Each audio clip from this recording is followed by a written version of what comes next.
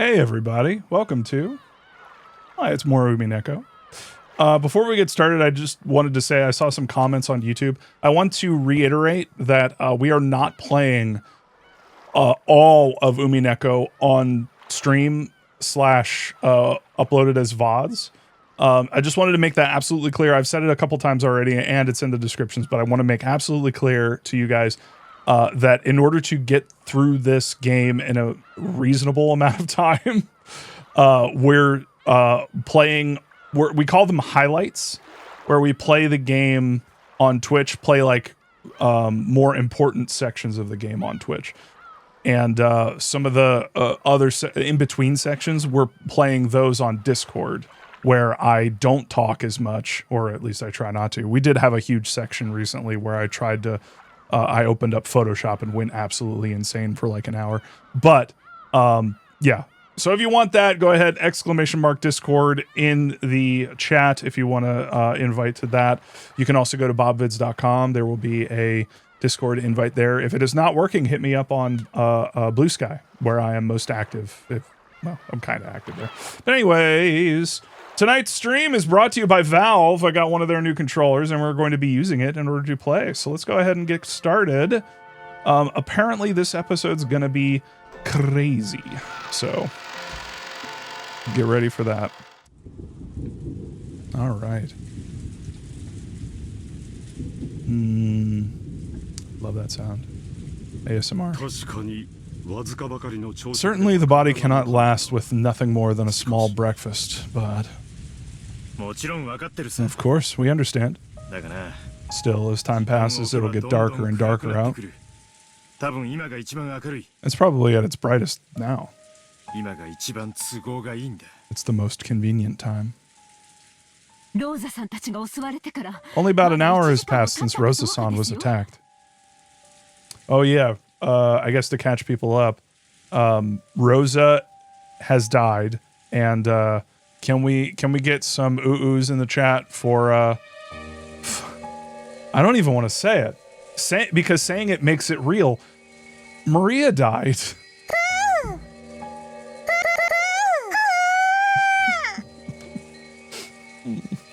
It was really kind of fucked up. So we have some ideas about who did it.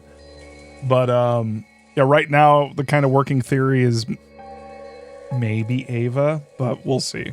I've got suspicions of basically everybody, but yeah. She was found impaled on one of the garden, like sort of like stakes. She like kind of fell over on it. At first I thought they were really high, so like someone like she fell on them from a high height or something. But no, you can trip and fall on these. They're in the backgrounds of some of the CG scenes. They're really sharp, like garden like stakes. And so she was found impaled on one, and Maria was found. Well, actually, hold on. Can I do this? System.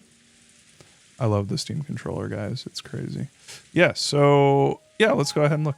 Oshiromia Rosa died in the rose garden with her medulla oblongata pierced by the spear-shaped part of the fence. If Maria's death hadn't been a clear homicide, it may have been possible to suspect an accidental death in Rosa's case.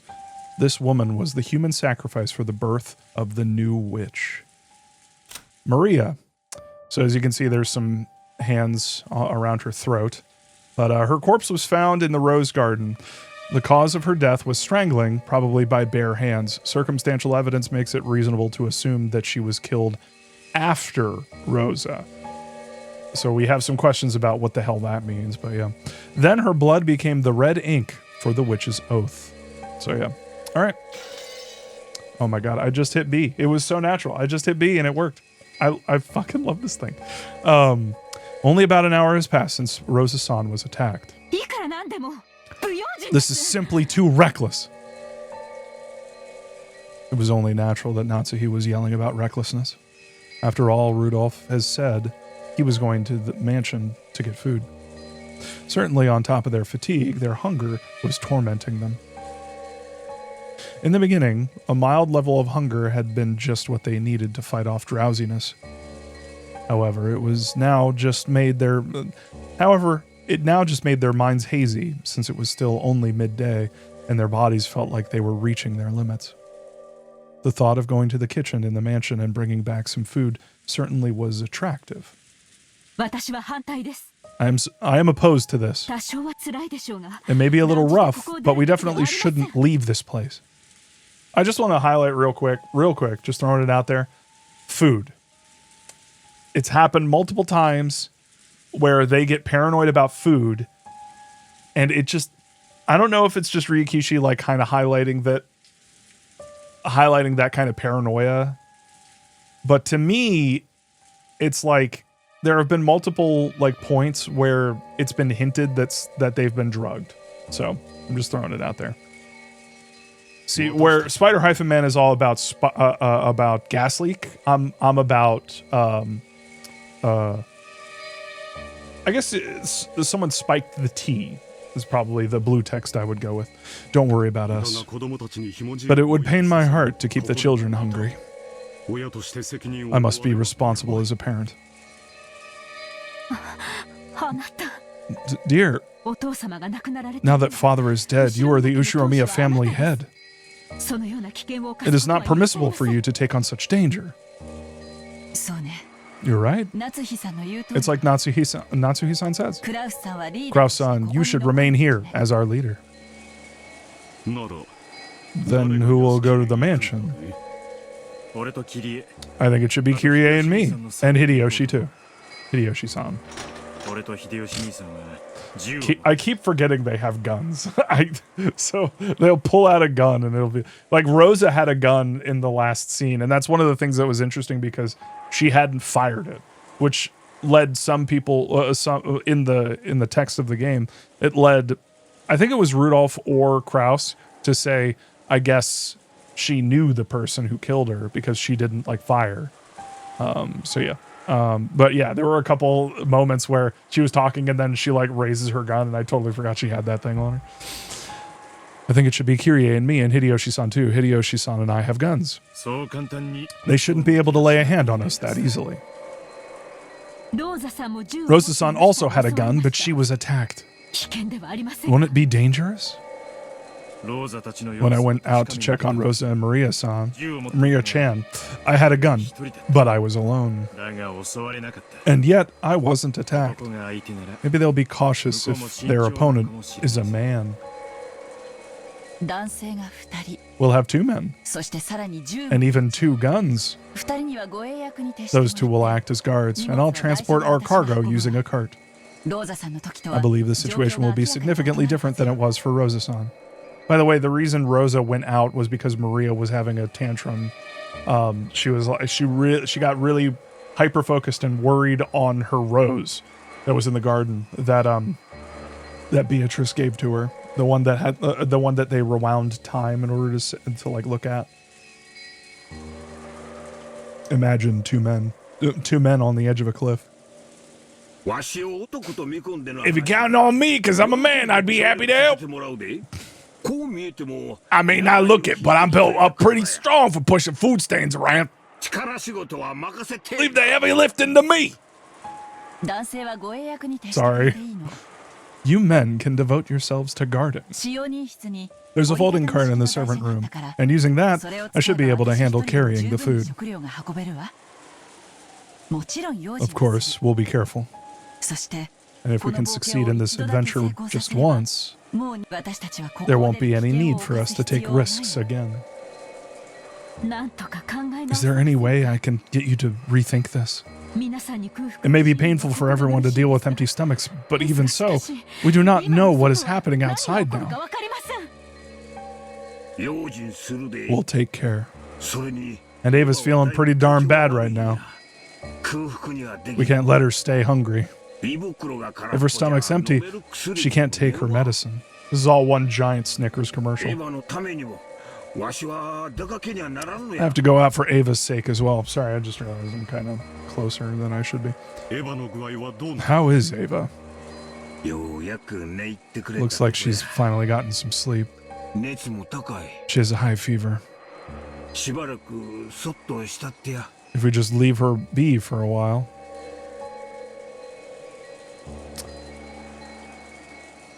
Sometimes I think about how this story might be connected to Higurashi in more profound ways.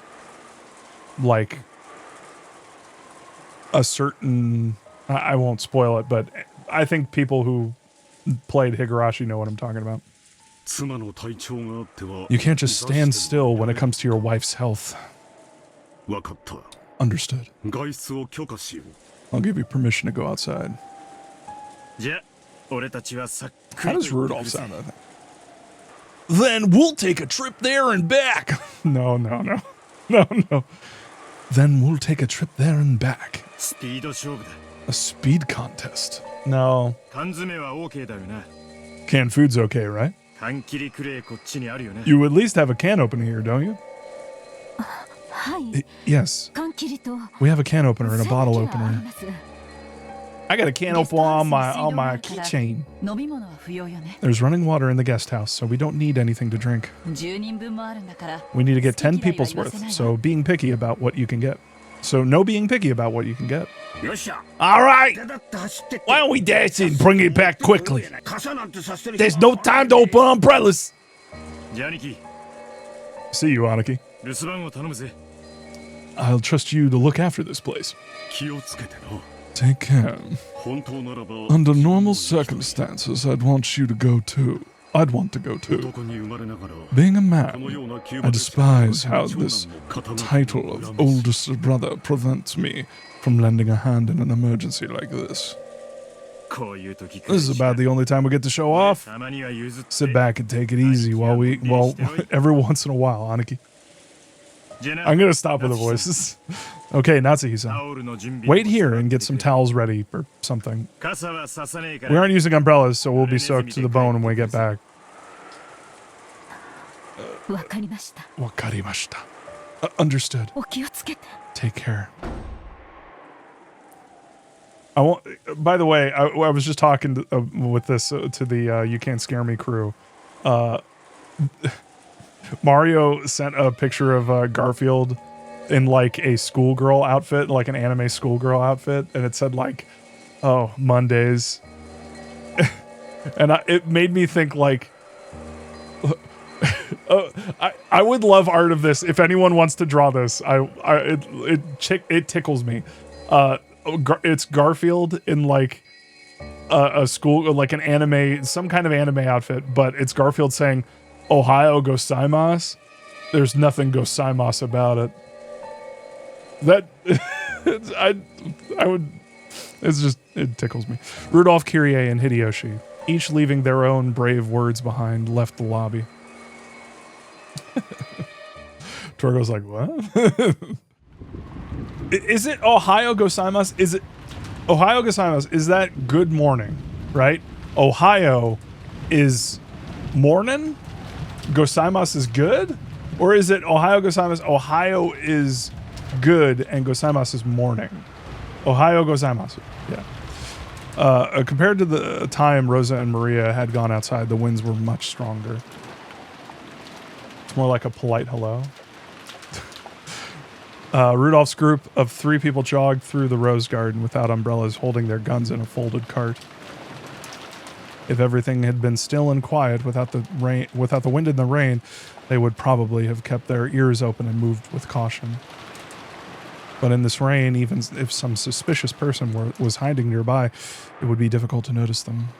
Because of that, it had been Rudolph's plan to instead dash through the dangerous area. If there was a chance that their opponent was equipped with a gun, then walking slowly with their guard up would only make them targets. Taking swift action was probably the correct choice. The Rose Garden. The Rose Garden. It feels like we're just asking to be attacked. Please, let nobody come out of there. Even as Rudolph and Hideyoshi continued to run, they looked around restlessly, vigilant of their surroundings.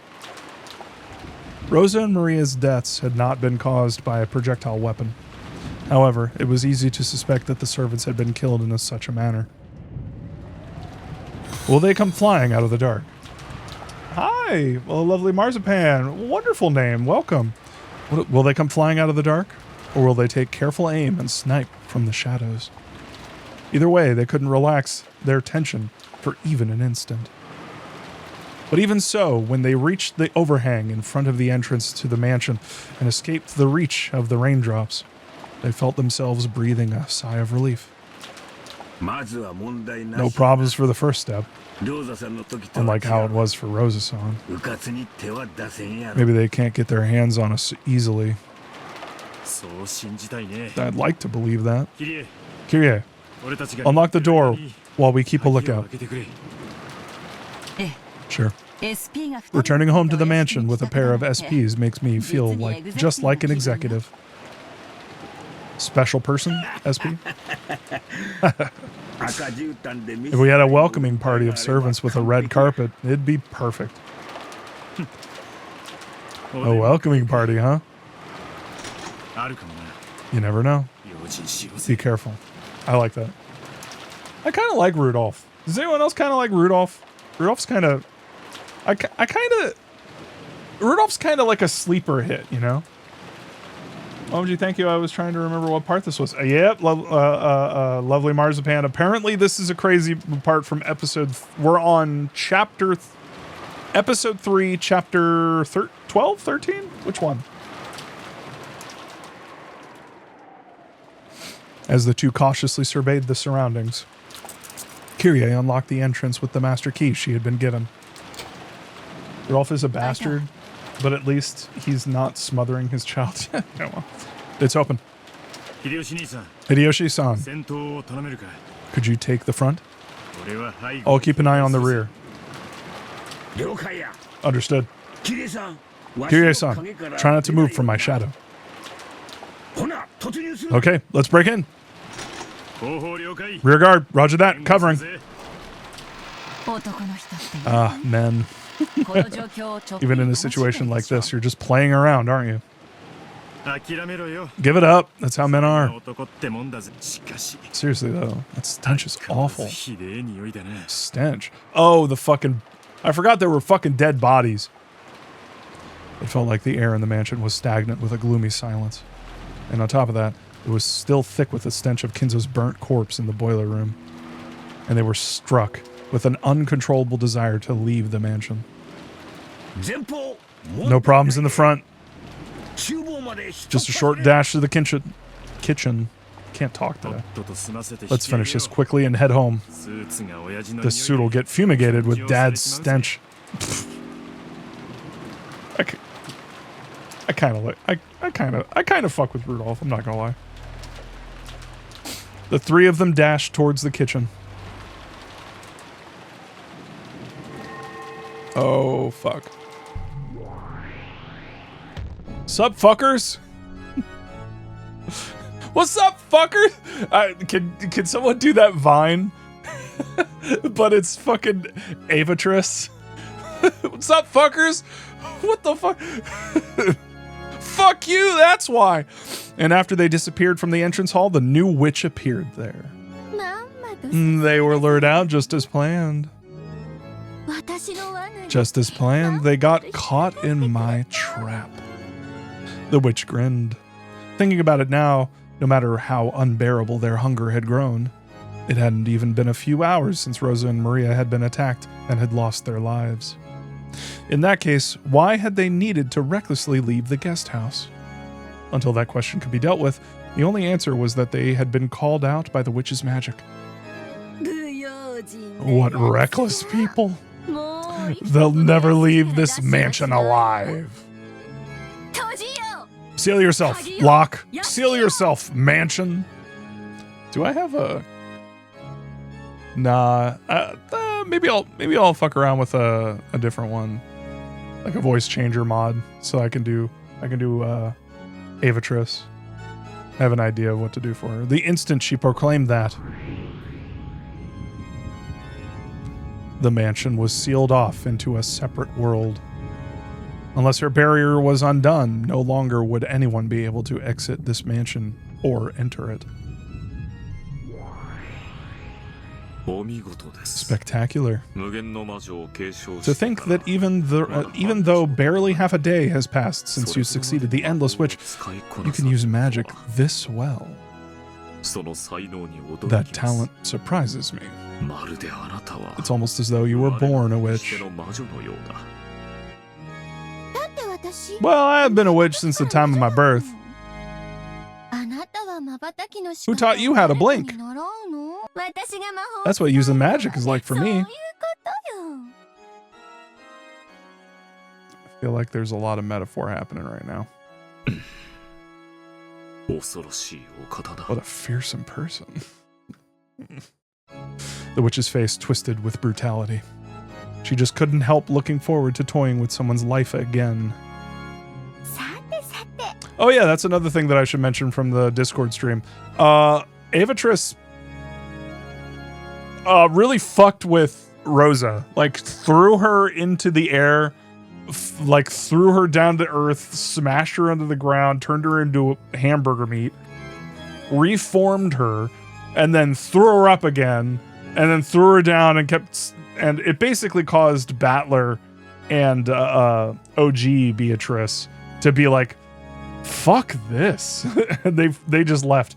And it was really fucked up because Beatrice was like, I thought you guys like this is cool, isn't it? And Battler's like, you're fucked up. I'm out. It actually made me feel really bad for her. But anyway. OG Beatrice liked it. Yeah, exactly. Oh, OG, wait, when we're talking about OG Beatrice, I say OG Beatrice is what's her name? It's Kumasawa, but like I say OG Beatrice as in the first Beatrice. Virgilia. Yeah, Virgilia. That's who I mean. And she hated it. Virgilia fucking hated it. But Verg. Yeah, she was pissed off about it. Well then.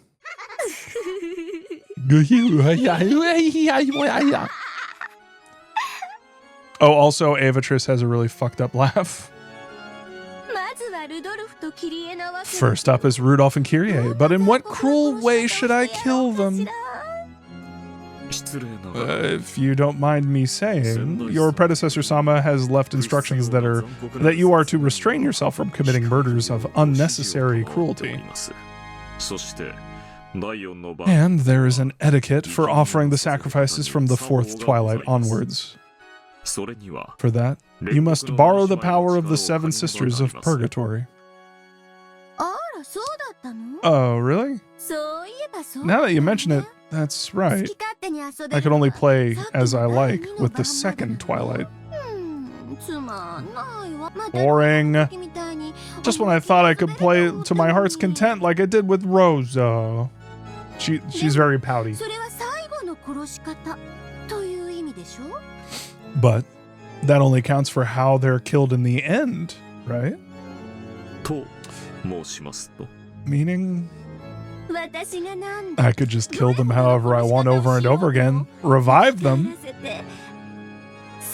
and then follow the epitaph during the last time I kill them, right? So, in the end, no matter how I play, it isn't a problem. This lady, who'd act well behaved with an entertaining power like this?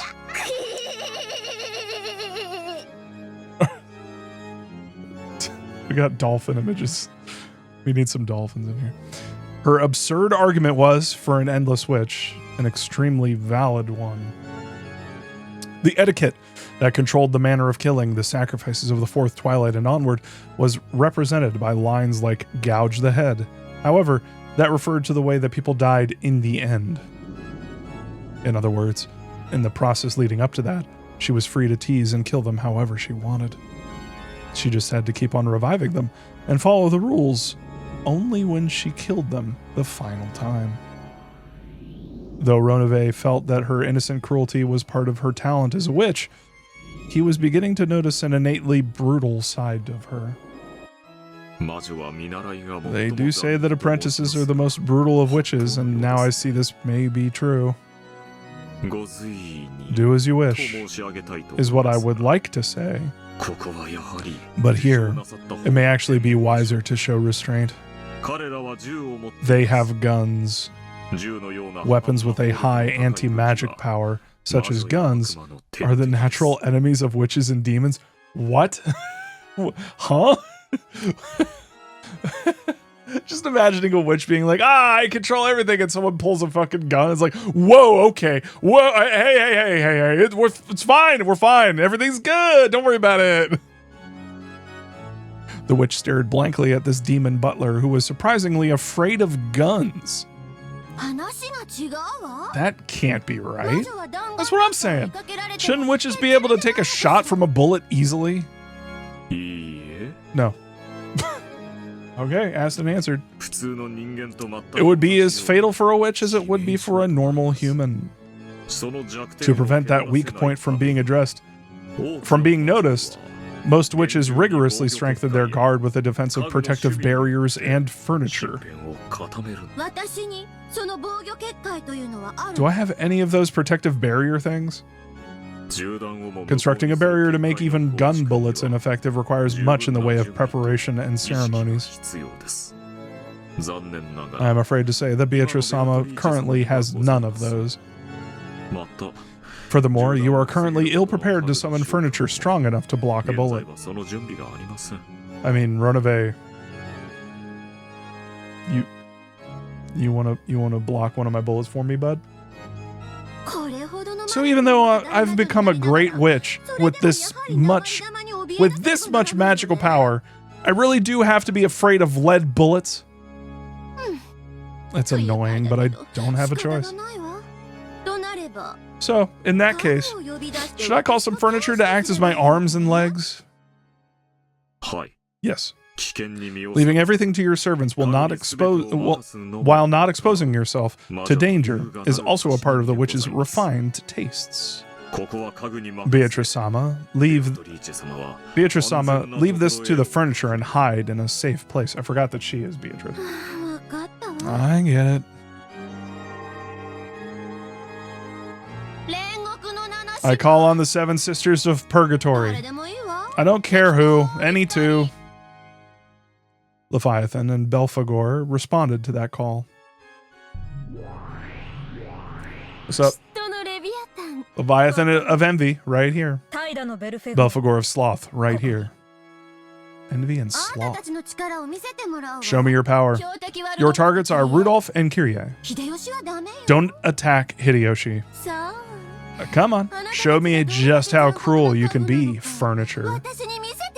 Interesting that she's sparing Hideyoshi. Interesting. My apologies, but we've received orders from the predecessor Sama to refrain from unnecessarily cruel actions. But I think the predecessor Sama's order does give us some leeway to tease them. You still want to go through with it? Huh. I get it, I'll compromise. Don't let them die easily. Thoroughly corner them and let them taste the fear of death before killing them. Will that be okay, Ronove? Yes. Depending on the degree, I do not believe there will be a problem. Then, go. Yes, leave it to us. Your opponents are armed with guns. For those such as you, dodging them should be easy. But if you are hit, the wound will be fatal. Proceed with an appropriate level of caution. Don't worry. We aren't that incompetent. The two sisters of purgatory vanished. Ronove bowed and vanished himself. If they get killed, if one of them gets killed, do you think they, like, disappear for good? Like, they won't be in a future, like, episode?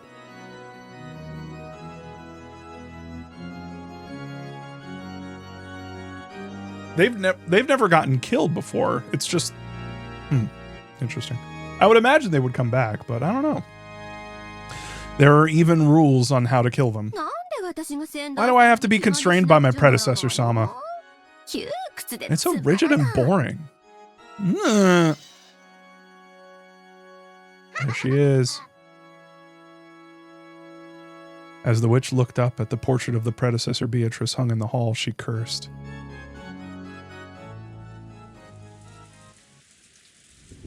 The three people had already arrived at the kitchen and were gathering food supplies. Considering the possibility of poison, they gave up on the alluring fruits and vegetables and gathered a whole cardboard box full of the only safe canned foods. It was very heavy, but by piling it on the cart, they could carry it well enough. This should be more than enough for 10 people to haul down until tomorrow's breakfast. That should carry them until the boat arrives. The two men were supposed to be focused solely on guard duty, but the weight of the load was tough on Kyrie, even with the cart. Hideyoshi, who wanted to show off his power, switched to be the cart pusher, and Rudolph and his wife took up the task of guard duty. With all this, even George and the kids will be full. The trip back will be a picnic, so let's go. When Hideyoshi vigorously announced their departure, Kyrie frowned and seemed to be gazing into the distance. There was a wall in that direction. No, if her gaze could go through that, there was the main hall beyond it. What is it, Kyrie? It's vague, but I've got a bad feeling gnawing at me. Kyrie stopped walking and narrowed her eyes even further. A woman's intuition? At times like this, Kyrie's intuition often rang true, even when she didn't have a logical reason. Rudolph believed in that intuition. Yes, someone's probably waiting to ambush us. I didn't sense them before. Oh, that was weird. I didn't sense them before, but just now, I felt it. Just now, someone set up an ambush for us. How the fuck does she know that? I mean, I guess she's really good at spinning the chessboard, but like...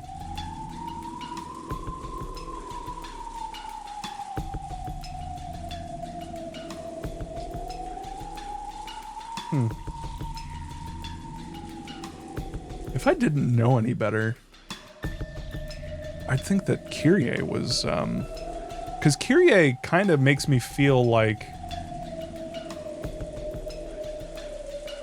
Is she Virgilia? Why do I get that vibe? Actually, the more I think about it, the more Virgilia really is Kyrie coded. And vice versa. They're both taking on a mentoring role to Battler. And white hair. Anyway. Set up an ambush for us. And there's no reason to go back the way we came. There's a back door over there, right? Let's leave that way. Rudolph made to unlock the back door. When goods were carried into the kitchen, they never passed through the part of the mansion that the family came and went from. If they can be hit by bullets, does that mean if they get killed, do they revert to a form that's more human? I'm confused. But I guess we'll find out. Maybe. I hope one of them gets shot.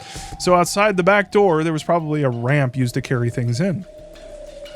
Surely they would be able to leave through there with the cart. Surely. What the heck? It's stuck. Damn, what's going on? Can't you open it? Nope. Is it broken? It isn't giving an inch. He's beating us up. Rudolph tried various things, first using force, then coaxing it. But the lock was as hard as stone and didn't even budge. Bulge. Don't force it. Let's leave through the front entrance. Right now, it'll be worse. It'll be even worse if we stand around wasting time.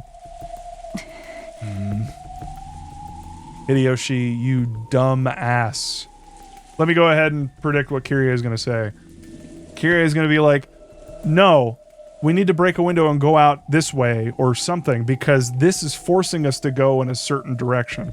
And that would let the people who have set up a trap able to figure out like where we're going and predict where we're going to be, hence setting up a trap. You think this is a trap? I don't know. Be careful. Or that, right? She's probably thinking. With strained expressions, the three of them returned to the hall again and headed to the entrance. Who is it? The instant they exited into the hall, Rudolph noticed a suspicious shadow right in front of them and yelled. In that instant, a storm of gold leaf started blowing, and gold butterflies covered the area with a gold color. Goldly. Yo! I can't believe it. A lowly human predicted our ambush. It isn't my fault. I was hiding my presence. Don't hesitate. Fire! The two guns spouted fire. The lead bullets blasted right through the magical defense of the pair as easily as though it were a wet paper wall. But the two figures that should have been there had disappeared. Certainly guns were frightening objects for them, but there was no need to fear as long as they weren't hit. They at least had enough speed to dodge those. Wait a sec. You don't even give us a chance to say our names. This is why I hate humans. Leviathan was a full 10 meters from where she had supposedly been, popping her head out from behind the pillars in the shadow of the staircase and protesting. And then she gets her head stuck in the stairs, like trying to get her head up. In accordance with Beatrice Sama's orders, we will hunt you down. Our orders tell us to make it take some time and to tease you. You are free to resist, but know that it will be useless. That voice came from overhead. Belphegor could be seen on top of the hall chandelier. Elegantly looking down upon them, she proclaimed their execution with a cruel smile. No. What? What are these girls? What are these girls? Forget the cart. We have two opponents, so if we split up, they can't chase all of us. All three of them were well acquainted with the inside of the mansion. In case of a crisis, they had planned to run off in separate directions, returning to the guest house by breaking windows and leaving through a back door. Fighting was forbidden, as long as they could fully escape. In a tight spot, escaping is victory. The three of them ran into the depths of the mansion at full tilt. That pair of furniture calmly watched them go. I'll kill the woman. You take the man. Understood. The furniture and the shadows of the pillars and on the chandelier made their figures explode, and leaving behind the sound of a hopping beetle knocking against the wall, they pursued their respective targets. Their speed was overwhelming, and they easily blocked the others' paths of retreat. Let's see what this furniture's got. I hope they're at least able to amuse me. Beatrice-sama, it may not be prudent for you to reveal your form unnecessarily. Interesting. Because if this is Ava, revealing Ava to them, that would, you wouldn't want to do that. And you don't unnecessarily move your king away from the center. That's part of a monarch's and a witch's dignity. Monarch and a witch. Belphegor was already blocking the way in front of Rudolph, who had boldly tried to escape to the second floor. It's useless to try and resist or escape. You don't need to think about anything. Just close your eyes. I'll gently end it all for you. Blam, blam, blam, blam. You'd make a good wife? What?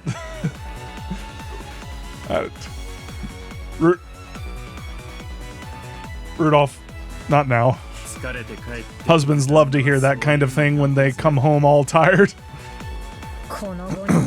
To think you're still relaxed enough to speak with such insolence at a time like this. Beatrice-sama, thank you for this excellent prey. Die. Blam, blam. Oh, shit. Rudolph shot first. But even before the bullet could hit her, Belphegor had already moved behind Rudolph's back. She then raised a purple curve springing out from her arm. However, incredibly, before that arm could decapitate Rudolph, he had swung his gun behind him, the barrel remaining pointing behind his back from the same motion with which he had reloaded the sawed-off shotgun one-handedly. It was pointing right at Belphegor's chest. Click, cha-clunk. It was the sound of the ejected, empty cartridge finally hitting the wall after the reload. In other words, it meant the next shot was already fully loaded. Without turning around, his gun pointing right at Belphegor's chest, Rudolph grinned. Not bad. For a middle-aged man. Don't look down on the generation that loves old westerns, okay? You brats don't know anything about the refinement of a lever action. Oh my god. that kind of shocked me. Just like Rudolph, Kyrie was also confronting a demon stake in the first floor corridor. What a moron. You could have just escaped with your husband. You do know that was your final farewell just now, right? Don't worry. This kind of thing is my husband's specialty. I'm sure he'll come for me on a white horse soon. Because he's never failed to come and save me when I'm in trouble. Not even when Asumu-san was around.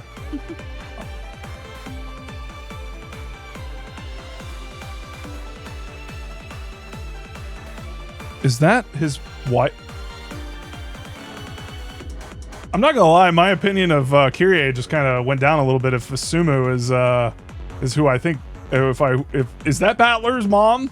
Is that Battler's mom? Kyrie, what the fuck? Kyrie, what? What a happy couple. I'm jealous. I am Leviathan of Envy. Envy itself is my power. My anger, my lifeblood. I wonder if this is working because Rudolph isn't slothful. And Kyrie doesn't seem like the type to be envious. So the stakes aren't matching up, so maybe she's gonna get killed because of that. That phrase came up where, yeah, Asumu is the mom who died. Fucking Christ. Envy itself is my power, my anger, my lifeblood. I agree. Envy is the source of a woman's power. And if that is power, I won't lose to a girl like you. Imagine saying that to the one who governs envy. You actually think I'd let you two be reunited? Yeah. I'll give you a tragic farewell. The arm Leviathan swung was trailed by a purple curve. It was a magic blade that cut with the power of malice. Kyrie blocked it with her gun. Even though the magic blade should have cut through the metal like butter, the gun, with its extremely high magic resistance power, was able to block the blade as easily as if it were a rolled up newspaper. Rapidly, 2 times, 3 times, it blocked all of them. Ow. Please tell me Kyrie captures her so that they can interrogate her. And without missing the opening created by the purple curve, took a swing upward.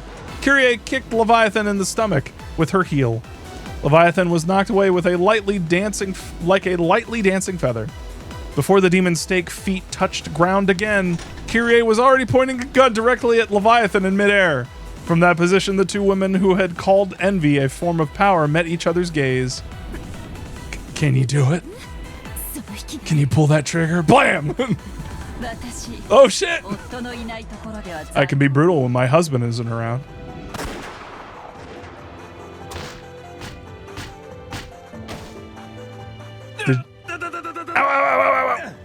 Rudolph tumbled down the staircase.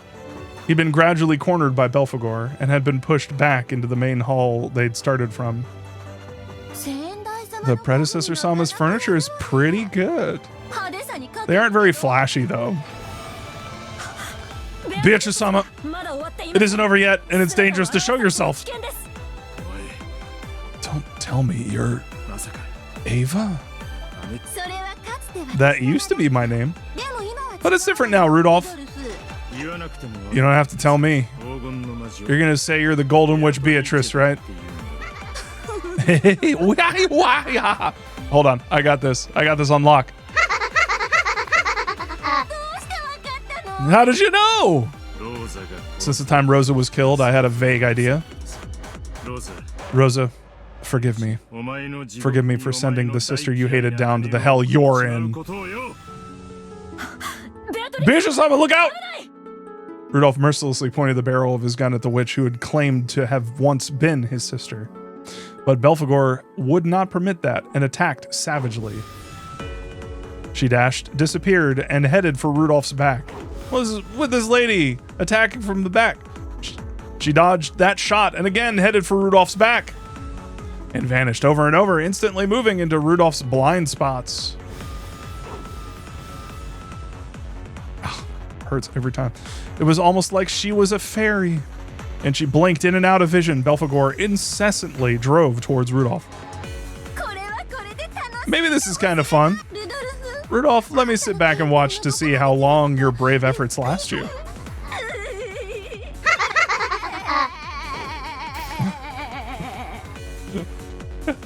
I need to put her laughs on my fucking soundboard. She kind of reminds me a little bit of DSP. Like DSP's laugh is kind of like that. Ha ha ha! Ah! At that time, there was a dull tearing sound along with Rudolph's cry of anguish. Rudolph's reaction to the dance of the purple curve that pressed upon him had finally been too slow, and he'd let it lightly cut his flank, his butt, my butt. That single wound slowed him down just once. On my butt! That led to a new wound, which slowed his actions again. Oof, indeed. Yeah, perfectly timed, Jason. Belphegor's dance began to swallow Rudolph whole. Watching Rudolph's body gradually get carved up, his former sister let out a shrill laugh.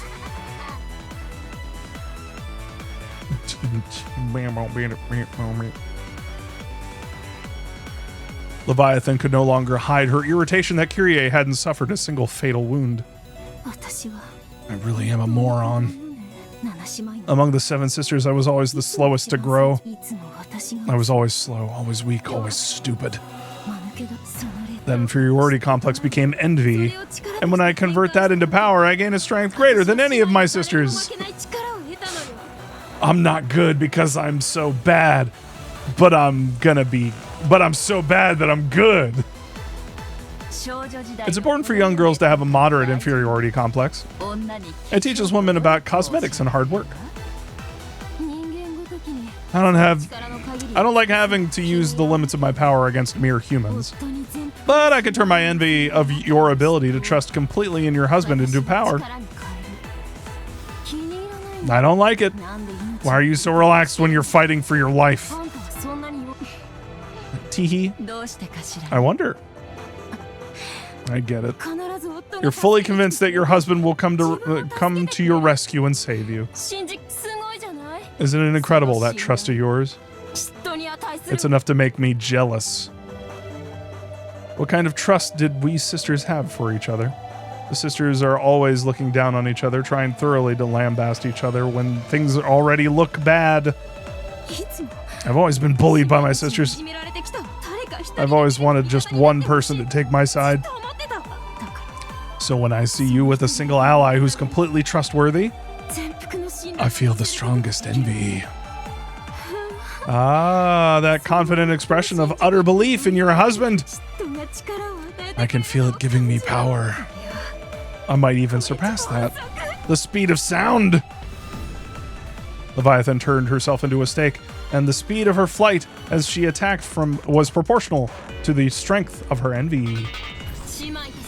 Since the day my sisters looked down on me, I was jealous from the bottom of my heart of the other 6 who grew quickly. I was jealous for 7 days and 7 nights.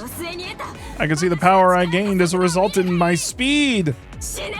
Die, Ushimura Kyrie! The demon stake exposed her true form, leaping about at a terrible speed. The noise from her bouncing off the walls sounded like a machine gun. By now, Kyrie probably couldn't tell if it was a single stake or a swarm of beetles flying and bouncing around. Leviathan was over 100% certain of her victory, believing it in the bottom of her heart. Then Kyrie spoke with an unbelievably calm voice. I was the one who went out with Rudolph-san first. Asuma-san blatantly cut in between us and shrewdly got pregnant.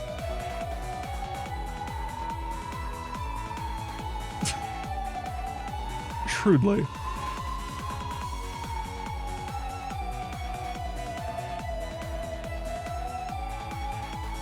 Okay. I don't blame Rudolph-san. That woman used her body as a weapon to seduce him, and then acted even more repulsively, cornering Rudolph-san and forcing him to get engaged to her. Asuma-san had been carrying Battler-kun, and at the same time, I was also carrying a boy. As fate would have it, our delivery dates were on the same day. Then Asumu-san gave birth to Battler-kun, but I had a miscarriage. Aww.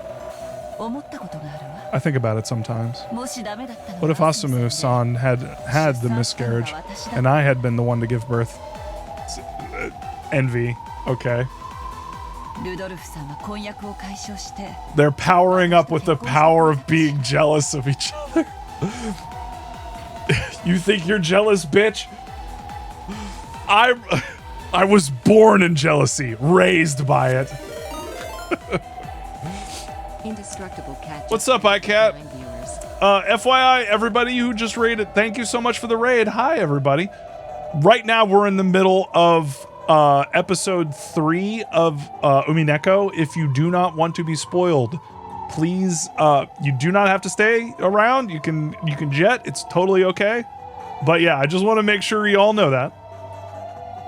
Yeah, Kyrie. So. Also, hey, Shadow Ziggy and Kindness Weapon. Hey, how you doing? I haven't seen y'all in a hot minute. But yeah, broken off his engagement and married me, but I couldn't give birth to my child. So until Asuma-san died, and until I got pregnant with Anji, I cursed Asuma-san and was jealous. I was Edie and I just watched the Vegeta fight episodes today, where the power up a lot, and I'm excited for Kyrie to activate Kaioken times 3. Yeah, if it was the Vegeta fight, yeah. Oh yeah, and even more than Kaioken, like, yeah, turn it into the giant fucking monkeys and shooting blasts out of their fucking mouths and shit. Yo. Oh, you haven't even, oh man, you got so much to get to.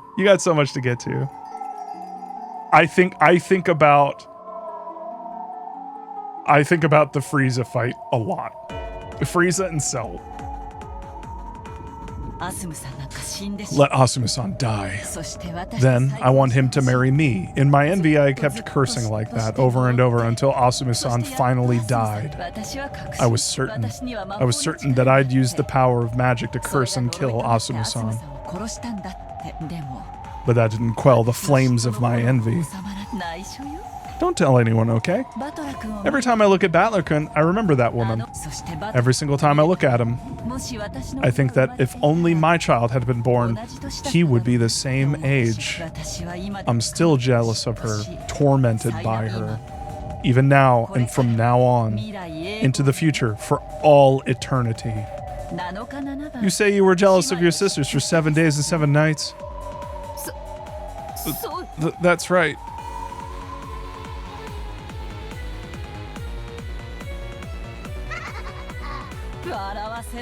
Don't make me laugh, little girl. Bro, okay. How could you understand the madness of a woman whose man was stolen from her and who's burned with envy for 18 years?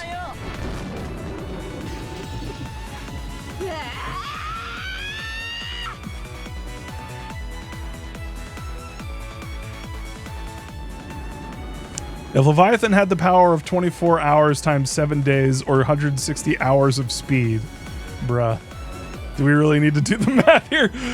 Then the power that Kyrie had piled up was 24 hours in 1 day, carry the 5, 365 days in 1 year, and 18 whole years, even without counting leap years. That was 157,680 hours. Compared to Leviathan's power and speed, it was no more than 938 times greater. So then, even if Leviathan could soar at the speed of sound, 1,225 kilometers per hour, to Kyrie's eyes, it only looked like 1/938th of that. Which means, oh my fucking god. Which means 1,225 divided by 938 is a speed of 1.30 kilometers per hour. They say a human's walking speed is 4 kilometers per hour, so it was even less than half of that. This is almost the same speed as a baby crawling on the floor, which means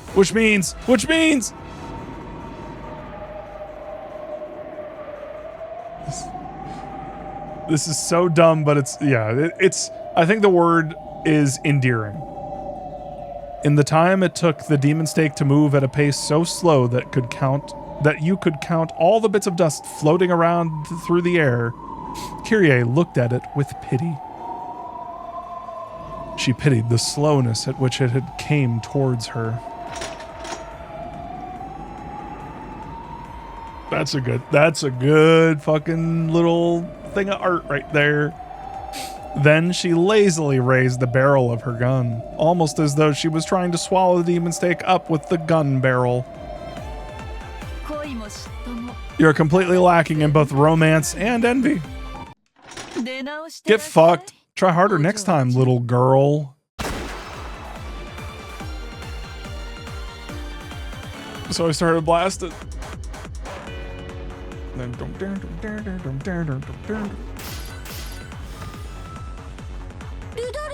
Rudolph, what happened to all the vigor from a couple seconds ago? You're supposed to slice up a fish while it's still flopping around. After it dies, it isn't interesting anymore. That's enough. Why not kill you now? Damn it. I'm surprised you managed to endure this long after being carved up. That's enough. From now on, you don't need to think about anything. I'll steal away your life painlessly. Wait, there's a favor I want to ask. At the very end, I want to do one of those... What do you mean, one of those? You know, the thing you see in all the westerns. We start with our backs together, walk 3 steps, and then bang. A duel. Very well. If that will satisfy your regrets in this world, I'll accept. Rudolph moved his wound-covered body and turned his back toward her. Jan, another variant of that line is, come back when you're older, darling. Oh, I like that one better. Although Kyrie showing that she's a fucking maniac and being like, nice try, little girl. Little girl.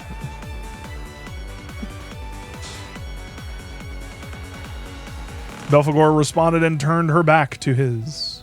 Belphegor had an honest nature that was uncommon in a witch's furniture. Let me warn you, even if you press the barrel of your gun between my eyebrows, I can move instantaneously, even faster than you could pull the trigger and have the bullet reach my skull. Yeah, I can feel that already. You're faster than a bullet. I have agreed to this out of respect for you and your courage in challenging me to a duel despite that knowledge. Thank me. Well, you're an honest and principled person. And a good woman. You might just steal my heart away. Let's begin. You didn't thank me, fucker. 3 steps will be fine, right? Yeah. First, 1 step. 2 steps. 3 steps. Is that okay? Yep. And since you still haven't noticed after walking 3 whole steps, it's my victory, miss. What? Ah! Rudolph turned around and fired a bullet. However, Belphegor could easily see through the speed and trajectory of the bullet like that. It should have been no problem at all to dodge it. Fucking whoops. But a spray of fresh blood flew out. Belphegor had set up an adequate magical defensive barrier, but before an incarnation of anti-magic power such as that bullet, it was completely meaningless. What are you doing? Why'd you get hit? She's like lying on the ground like dying. It's like, why'd you get hit? Call an ambulance. Now, what'd you go ahead and do that for? The bullet had hit Belphegor right in the chest. The pain from the lead caused her to grimace, as did the pain from the denial of magic. Forgive me. I'm a coward of a man.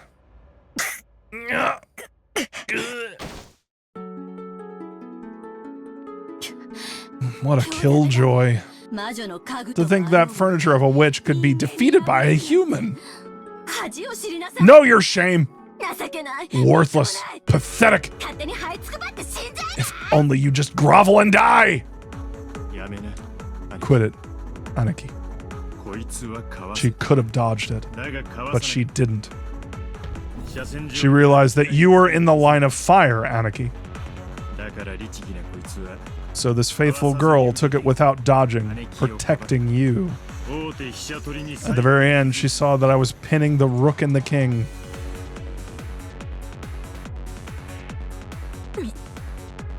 Spectacular.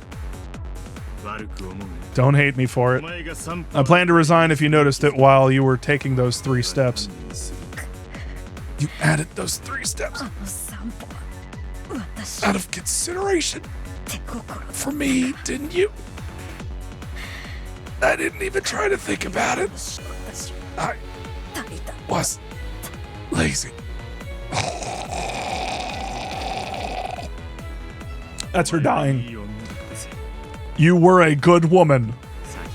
Go to heaven before me and get yourself all made up. I'll definitely come and chat you up. What the fuck? Okay, I don't know. Rudolph's stocks are plummeting. Hey, go to heaven. I'll creep on you when I get there. As Belphegor slowly fell over, she lost even the power that kept her in human form, and she grew small like gold dust, melting into thin air. At that point, Kyrie dashed in. It seemed that she had somehow defeated her pursuer by her own hands. As she pointed the barrel of her gun straight at the witch, she ran up to the wound-covered Rudolph. Are you okay? Were you chatting someone up just now? Yep, a good woman. She fucking died. I love how they're just taking this. They're just like, yep, this is the thing. I feel like, okay, so at the end of the last chapter, Kyrie wanted to talk to Rudolph about something. I have to believe that the reason they were able to do this so easily is because Kyrie figured something out. No match for you, of course. Sorry, Aniki. It's checkmate. The two of them pinned the witch down with the barrels of their guns. Worthless furniture. To think they'd been beaten by human opponents. Worthless. Stupid. Boring. Beatrice-sama, we should retreat for now. There is no furniture or barrier to guard against bullets here. Can we leave? You're gonna get shot.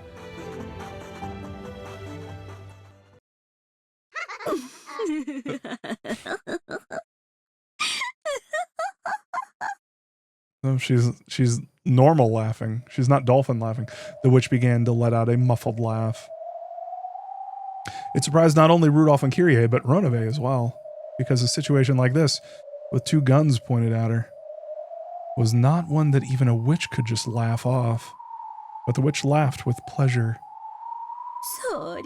Well, it's only natural that the predecessor Sama's worn-out furniture couldn't do it. I need to get new furniture that's suitable for me.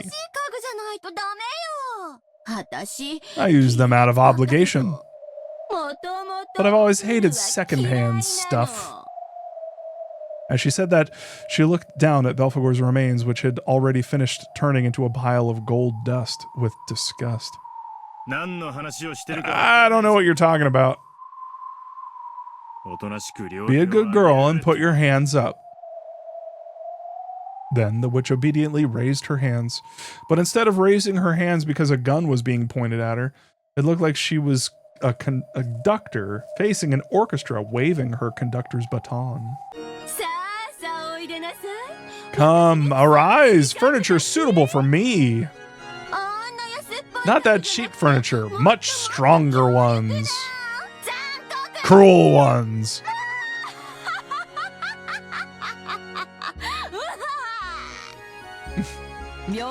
Stop this bizarre act. I'll pull the trigger. Just do it, dude. Just do it. Just blast her. In response to the witch's call, the hall was once again buried in the color of gold. As the brilliantly radiant gold butterflies danced, it felt as though they were being sucked into an ocean of gold leaf. Runaway was shocked at the upsurge in magical power. After all, it far surpassed that of his former master. As their eyes were dazzled amidst the golden flash, a gunshot could be heard. Either Rudolph or Kyrie had fired a round. Then, when the golden flash subsided, at the very least, the witch was standing there, looking cool and composed. The bullet? Kyrie must have fired it into her. But the witch had not been hit anywhere on her body. There it is. The bullet had been fastened in midair right in front of the witch's chest. A bulletproof barrier. In an instant, a barrier that would require a significant amount of preparation even for the predecessor had been... Runaway's face was twisted in shock. And the surprises did not end there. The cloud of gold butterflies had created two humanoid forms. The fuck? Hatsune Miku. Hatsune Miku! The cloud of gold butterflies had created two humanoid forms. It was a furniture summoning. Okay. Bunnies. The butterflies peeled off and flew away, and beneath them, furniture in the shape of girls showed themselves. The Chester Sister Corps? Even the predecessor wasn't able to summon Pendragon's memorial troops on a moment's notice and to do it so easily. Chester 410, right here. Chester 45, right here. You two are suitable furniture for me, I take it. From reading a picture book out loud, to going on a date, to shooting down meteorites. We'll take care of anything. If we don't take care of it, Pendragon-sama will get mad at us. Pendragon? Please, your order is great, Lady Beatrice. Rudolph-san, let's run for it. We're no match for these ones. Sure. Kyrie definitely heard warning sirens going off in her head, thanks to the same feeling that had alerted her to the ambush by the Seven Sisters of Purgatory. Without hesitation, they escaped. As the witch elegantly watched them leave, she commanded her new furniture. This is an order. Kill the two who ran away. Then bring the corpses back here. I'll bring them back to life and play with them over and over.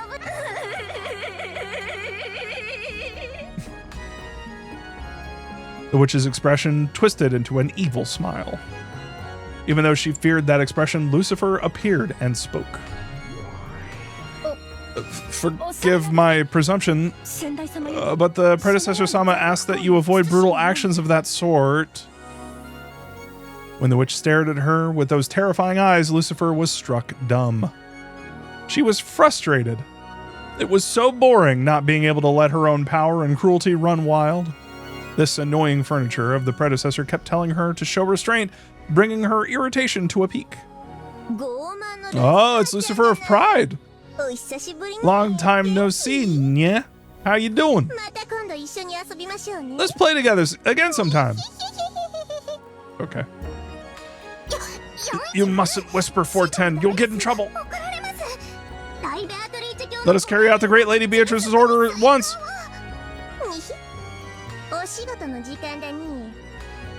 Well, yeah, we are on the job right now, and yeah. Booted pharyngenergic system. Guibants.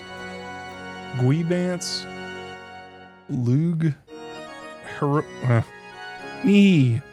Well, yeah, we are on the job right now, yeah. 410, roger that. Preparing the sniping pursuit combat. Accumulating terrain data. Accumulating data for firing. Data link with 410. 410, data received. Target lock acquired. Commencing terrain calculation error correction. Formulating firing curve supplemental control point calculations complete. Data link to 45. 45, data received. Checking hazard zone. Ah, that's no good.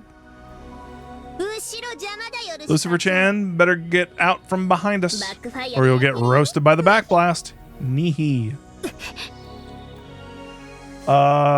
Jan, for a while, these girls were referred to as the Siesta Sisters until a new translation changed that. Okay. Siesta Sisters. Thanks to their paired measurements, the Siesta Sisters were able to instantly calculate the terrain throughout the mansion and the coordinates of their targets, as well as a firing curve to reach them.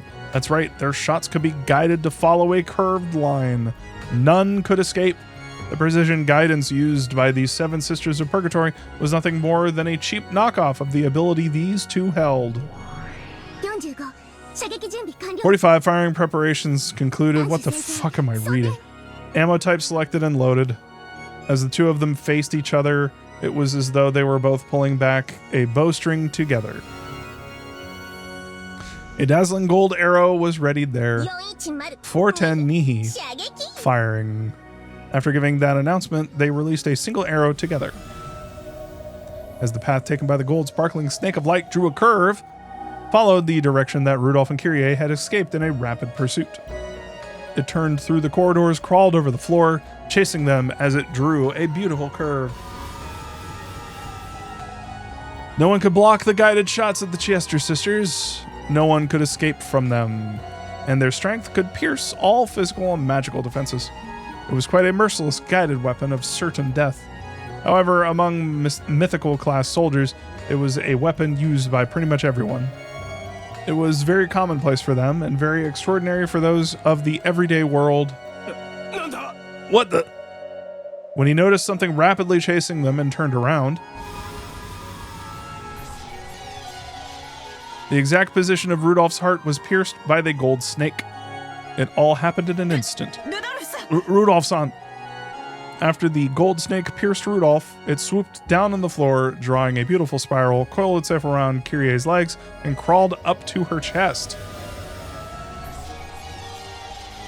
And just like Rudolph, it pierced the exact location of her heart. And all of that happened in an instant. It pierced Rudolph and then Kyrie. So they died, dropped to their knees, and fell over at almost the exact same time. What's this? Talk about overwhelming. Ah ha ha ha. There's the dolphin. There she is. Baka baka she. Ridiculously easy, isn't it?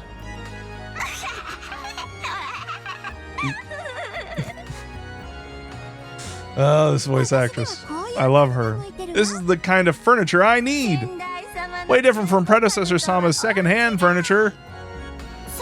Come on, bring their corpses here. I'll keep reviving them until I'm bored, and then I'll try killing them in as brutal a way as I can think of.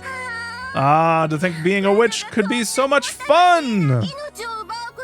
That taking a life could be so much fun.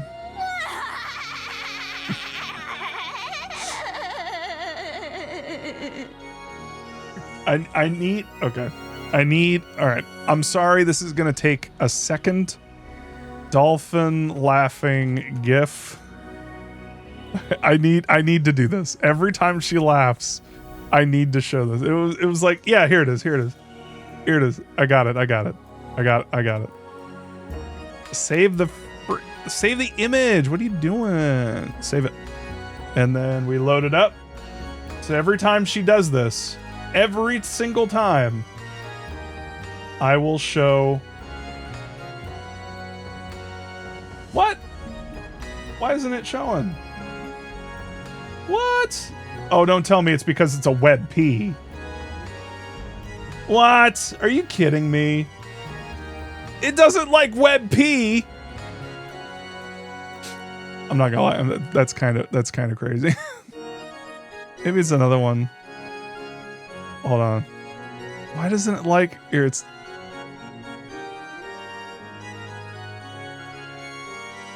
I have to. Giphy tenor? No. Maybe tenor. I don't know. Here, let's try that one. It's a PNG. Here, it's the same thing. Just not animated. Here. It's this.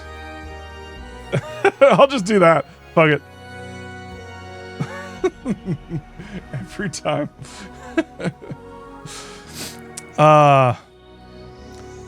From the time humans are born, the most shunned action they can take is the murder of another human. It's only natural that humans can't understand how pleasurable it can be to break this taboo. But she was no longer a human. She was a witch. And there were some pleasures that only witches could understand. By now, she had tested those pleasures and was totally immersed in them. After learning that the contents of the forbidden pot were honey, she could no longer live without them. No, maybe the contents were honey because they were forbidden. Anyway, by killing humans gruesomely and doing it over and over, she could feel the drug-like pleasure even now. As the witch rolled over laughing, the gold snake that had just been shot returned as though being reeled in. At the tips, 2 people were pinned and dragged along. The witch's order had been fulfilled. Rudolph and Kyrie had been killed instantly, and their corpses had been carried back. Not instant. Chester 45 and 410, order execution complete. We await your next order, Great Lady Beatrice. Please, your orders. From babysitting to playing online games with you, to shooting down a space shuttle, we'll take care of everything. It looks like these 2 are the sacrifices for the 4th and 5th Twilights, so in the end, I'll need these worthless 7 sisters. Or are they the 5 sisters now? LeMayo. I need those guys to pierce and gouge the forehead and the chest. But I can do that at the very end, and I'm free to play in any way I want until then, right?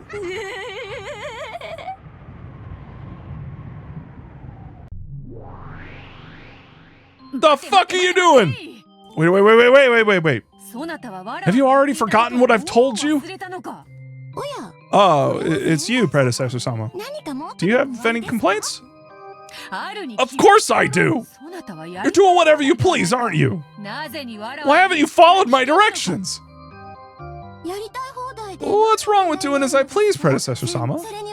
Anyway, I don't plan on deviating from the rules of the ceremony in the slightest. I'll definitely clean up these 2 corpses later and drive stakes into their forehead and chest. I'm telling you that is not the problem. If you act so undignified and cruel, some people might take it badly. You mean your opponent in that game, the one you're supposedly fighting against somewhere? Ronove told me. Damn that blabbermouth! Well, to be perfectly honest, that's how it is. If you go a little too far, that person will object, you see? Why can't this person just complain to me directly instead of making you take a message? That coward. Well, this is a resident of a different world from yours. There's no choice but to use me as an intermediary. Well, that's beside the point, but... Which means that this person couldn't interact with me even if they wanted to. And I can't interact with them even if I want to either. Simply put, this is a completely unrelated person from a world that's distant, right? Indeed. For example, perhaps you could say these words are like very close parallel lines. The distance between them is quite small, but because the lines are parallel, they will never cross. For now, that should be a convenient way for you to view that world. They never cross, which means that world has nothing to do with me. If you're speaking for that person when you tell me to show restraint, please pass this message along to them. To them? What should I say? It's none of your business, so disappear, you old hag. If only you just give up and die. What? Oh, I'm sorry. Since it was a friend of yours, I just assumed she'd be a woman. By old hag, I'm definitely not talking about you, Predecessor Sama, so please don't get mad at me.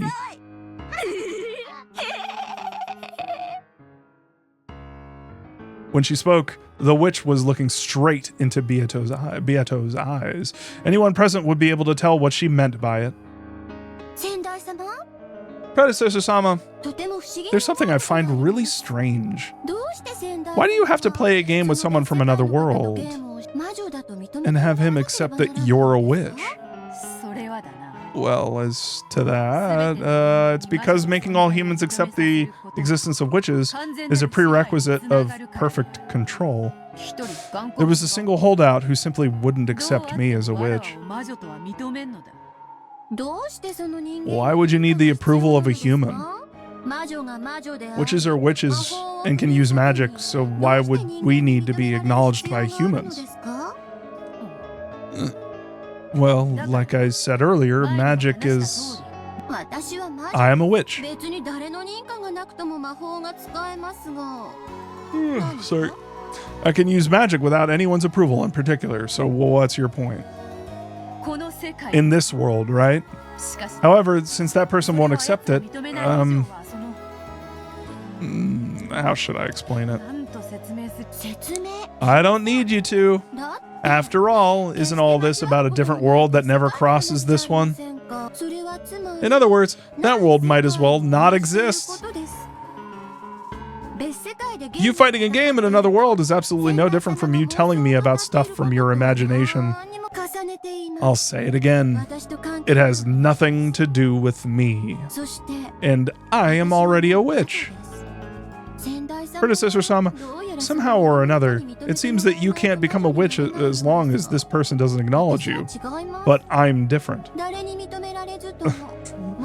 Sucks to be you, but I'm different. Even though no one has acknowledged me, I'm an excellent witch already. Since you are my predecessor, I will formally pay you respect. But that's out of kindness, not out of duty. I won't ask you for your advice anymore, because I clearly know what I should do and how I should play from now on. So I will carry out the murder of 13 people as a final act of respect for you. However, there was absolutely no reason for you to interfere with the methods I use, or what I do afterwards. Therefore, I'll be counting on you in that regard. At a glance, those words seemed obedient, but they contained within them a clear parting of ways. She was no longer under Beato's care in any way. That's why she was clearly saying nothing more than, "Don't get in the way of my fun." Beato understood that, and was dejected, realizing that no matter how she explained it, she wouldn't be able to make the witch understand. I see. Then it is no longer my problem. Go ahead and learn with your own body how magic ceases to exist when you lose your respect for it. I wish you'd tell me where the respect was in the carefree rampage of yours up until now. After hearing that, Beato could not respond, because she remembered hearing exactly the same thing from her teacher. Okay now. Chiester sisters? See off my predecessor on her way back. Predecessor Sama, please leave this place. If you don't, we'll be scolded. Throughout her body, Beato felt something unseeable from the Chiester sisters, which could only be described as an oppressive sensation. Most likely they were initiating firing calculations. It was an action much like taking out a gun and cocking it. Even Beato could not escape from the Chiester sisters' attacks without any preparation. In the past, she had placed her greatest trust in them, so she knew how terrifying they were down to her very soul. Predecessor-sama, if you would retire, I would not recommend damaging Beatrice-sama's mood any further. Predecessor-sama, I understand. I shall leave for now. I'll watch over the end you eventually reach at my leisure.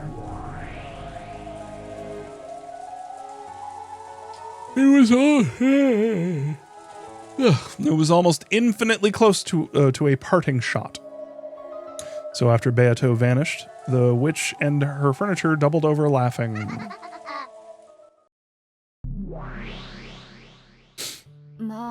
Well, I do understand. The endless power is fun. The joy of freely toying with an extremely limited life cannot be explained to those who have not tasted it. Have I checked out the character bios? No, I have not. I can understand the feeling of being possessed with a pleasure similar to drugs. It must have been quite fun. Judging by your antics in the past. Are you saying it's just like when you tried to admonish me in the past over and over and I did not listen? Why have you started trying to scold that child for her actions? Well, there's a single large difference between you and that child. That child may already be a witch. Of course, you are also a witch. At least in the world on top of the game board.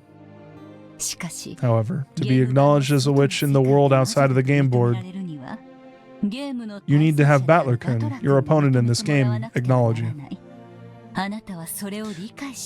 You must have understood that when you started the game. I thought that if I could show off a whirlwind of proof that I am a witch, blow away his desire to deny me and make him surrender, he would acknowledge me as a witch. It all went my way last time, so I thought I was just a breath away. It's actually the opposite. Battler-kun was disgusted by your brutality. He did not step up to the plate as a player because he acknowledged you as a worthy opponent. It was based on a strong animosity, his resolve to completely deny the existence of a brutal witch. In your foolishness, you probably felt that Battler-kun's acceptance of his role as your opponent was a first step towards making him acknowledge you as a witch. However, it was actually the opposite. Battler-kun challenged you in this game because he was absolutely determined not to acknowledge you. No matter how hard the thoughtless north wind blows, the traveler only wears his cloak even tighter. You were committing a huge error from the very beginning. This game is not torture to make Battler-kun surrender. It is a test in which you must try to make Battler-kun accept you.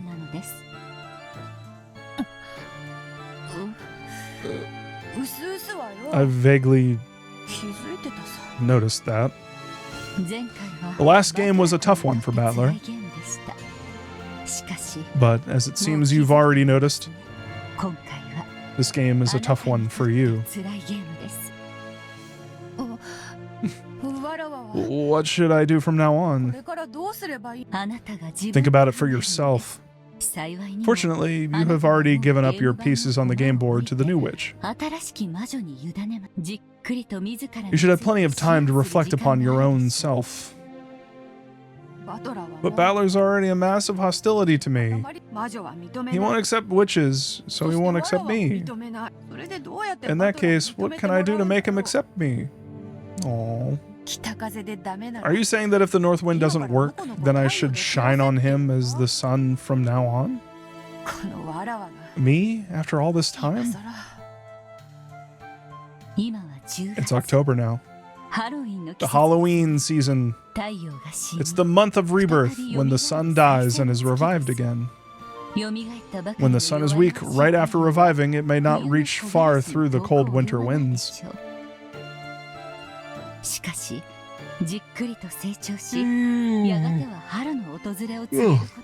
However, it slowly grows and is eventually able to hail the coming of spring. At that time, the traveler may even fold up his cloak. Are you saying that I've been mistaken?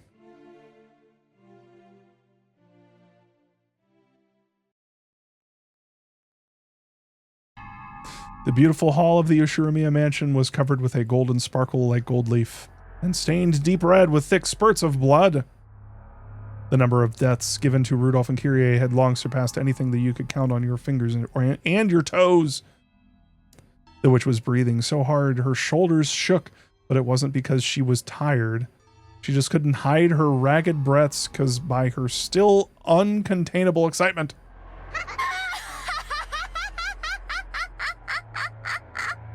It's not Dolphiness. That doesn't deserve Dolphin. How fun it is to do at will with people's lives and deaths.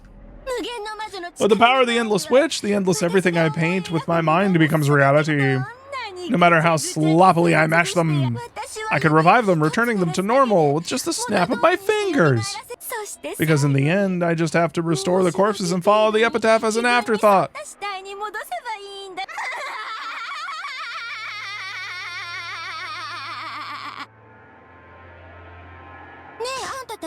Hey, you guys, have you ever sliced a stuffed animal's stomach open?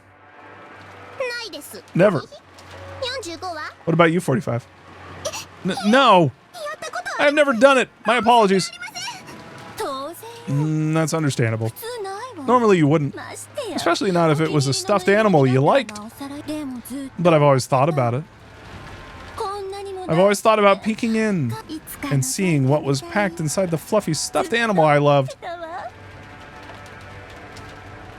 Oh, fuck me. Sorry, I keep yawning. I wasn't sure if I was gonna stream tonight, and I've been falling asleep early, so I'm up past my bedtime. No, it's all good. Don't worry about it. Not your fault. I'm gonna try and sleepover vibes. Yeah. If you cut it and looked inside, your curiosity might be quelled, but the stuffed animal would be broken.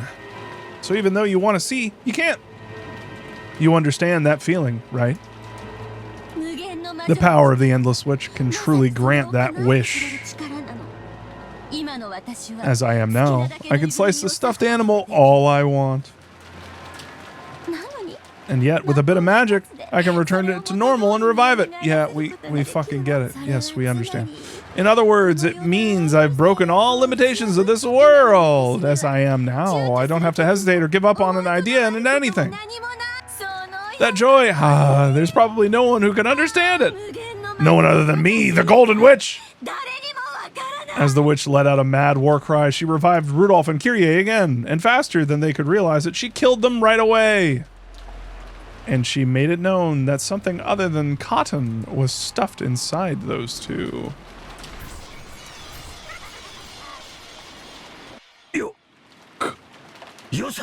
Quit it, Ava! Huh?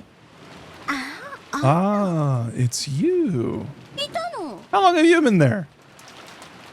In that gruesome hall, Hideyoshi appeared with his gun readied. The witch had sealed the mansion with a barrier, but so Hideyoshi had nowhere to run. He'd probably picked up Rudolph and Kyrie's gun and came back. The gun, which should have been something to be feared, was apparently no longer an object she took seriously now that she was overflowing with magical power. Her bold expression didn't flinch in the slightest. Why did you have to kill Rosa-san and Maria-chan? And Rudolph-kun and Kyrie-san? Huh? I'm the head of the Ushiromiya family, the Witch of Rokenjima. Everything that occurs on this island is all up to me. Whether they happen to be alive or dead at any particular moment in time is meaningless to me. You went mad after finding Father's gold. Just how high must that gold have been piled? I can't even imagine it. It must have been enough to steal away your sanity. But if there was that much gold, why didn't you think of graciously splitting it up? You misunderstand. All of that belongs to the Golden Witch. No one is qualified to touch it except me. Nah, that's not Dolphin. What are you? Don't tell me you're that thing Ava told me about long ago. The witch Ava from when she was young? The witch Ava from when she was young? That's right. I am the me from many years ago as a girl, who's been living in the heart of your wife, Ushiromiya Ava, this whole time. And I'm a witch. Ava became an adult by forgetting me, so she can't use magic. All kids get their heads filled with innocent but cruel ideas sometimes. When I was young, I'd sometimes go around stepping on ants and pulling the wings off of dragonflies. Okay. However, I learned the importance of life and graduated from that cruel childhood age. Right now, you really are a child. A personality that I know Ava graduated from. That personality isn't Ava. It's a completely different human. That's right. I am not Ushiromiya Ava. I am the Golden Witch, Beatrice. It's so fun not being bounded by any limitations, and the pleasure of being able to do what I want. To do as I will with life and death is truly wonderful. I don't have to apologize for breaking a goldfish bowl. And I can tear stuffed animals up as much as I want. Goldfish. A goldfish bowl. That wasn't the vase. No, that was a vase earlier. There was a crisp sound. It was the sound of Hideyoshi slapping the witch's face. Looking at the hall stained deep red with fresh blood, he should have been able to imagine how terrible the witch was. But without fear, without even hesitating, Hideyoshi had walked determinedly up to her and hit her on the cheek. The fuck? You fool! Don't act like you're cruel. Not when you're really a coward and a weakling. I'll correct that evil nature of yours again if I have to. Again? You fool! Fool! Ow! Ow! Hey! What does this look like in the fucking anime, bro? Like, bro, what the fuck? It's just Hideyoshi going up to like a fucking, reviving these people. I'm rewinding time. I'm a witch. And Hideyoshi's like, Bap, stop it. Bap, stop it.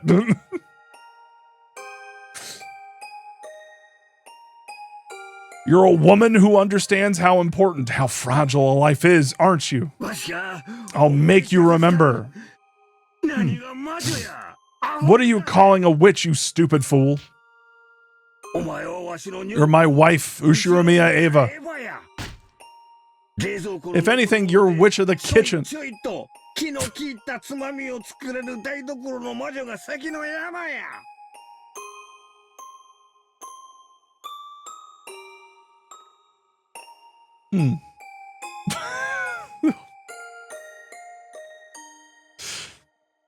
If anything, you're a witch of the kitchen. The witchin. That's the other DLC for The Witcher. The witchin. Who can always make the perfect snacks out of refrigerator leftovers in a flash. Won't you open your eyes, you fool? Didn't I just tell you? That I'm not Ushinomiya Eva. You stupid fool. You. As tears dripped down his face, Hideyoshi kept hitting the witch's head. He wasn't even pointing the gun at her anymore. Therefore, the sound of gunfire couldn't have come from the gun Hideyoshi was holding. The gun, which had fallen in the corner near Rudolph's corpse, was floating in the air, and smoke lingered near the barrel.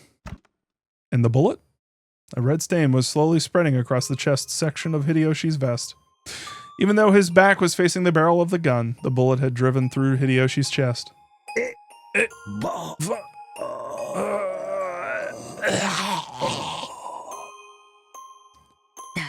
Like I said, I'm not Ava. What a stupid, annoying man. You're a pain, so I'll switch the sacrifice of the sixth twilight to you. If only you'd just hidden under some bed shaking or something, I planned on letting you go. But no, you went through all the trouble of coming back. You really are a stupid man. Thunk. There was a dull sound as Hideyoshi fell to the floor, a hollow sound. Even though death would have allowed him to escape from that pain, he resisted until the last second, and staring straight into the witch's eyes, he passed away. Because he had died without closing his eyes, the witch didn't realize that he was dead for a short while, and remained pinned by that gaze. Should we make this one a new toy and play? At those words, the witch finally realized that Hideyoshi was dead. Yeah. Right. What do we do? The Chester sisters waited for instructions. On the inside, they imagined the sorts of even more brutal orders their master might give. But the expression that rose from the witch's face looked as though she'd gotten over her excitement. She looked down at Hideyoshi's face, which still had tears dripping down it. It's such a killjoy, and it's all this guy's fault. I'm done. Ronove, are you still there? Sup? Yeah, right here. Take care of the cleanup. I'll bet the predecessor Sama makes a fuss over this one. Please make it clean enough for that old hag to accept. I guess I'll follow the rules of this ceremony, out of a sense of obligation to my predecessor Sama. Treat these three corpses as the fourth through sixth twilights. Lucifer, it's your turn. Lucifer of Pride, right here. Dig into these three corpses and gouge them. Into corpses? That's right. Got a problem with that? No. The Seven Sisters of Purgatory had their own sort of pride. It was the pride of a hunter, the pride of gouging prey that they had brought down themselves. However, being told to gouge a corpse that someone else had brought down ran contrary to that sentiment. Of course, the witch didn't mean it that way, but for the Seven Sisters, it was horribly humiliating. However, they had already screwed this up with two of the sisters defeated, so they had no right to question her. Only Ronove appreciated this, and he rested his hand on her shoulder in understanding. This is an order from Beatrice-sama. Lucifer, carry these three out and dispose of them in accordance with the etiquette of the ceremony. Then, when you are done, lend me a hand with the cleanup. Certainly. The witch looked down upon Hideyoshi's corpse, as though implying that the now delicate atmosphere was all Hideyoshi's fault. Stupid man. And you didn't even have to die.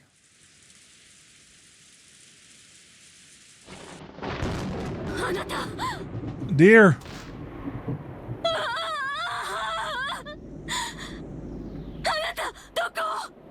Dear, where are you? You're there, right? Answer me. The crash of a thunderbolt woke Eva from her nightmare. If Hideyoshi had been gripping her hand at the time, her fearful heart would probably have been instantly healed. However, Hideyoshi, who had supposedly sworn that he wouldn't leave even for a moment, was nowhere to be seen in the room. Dear, answer me. Dear.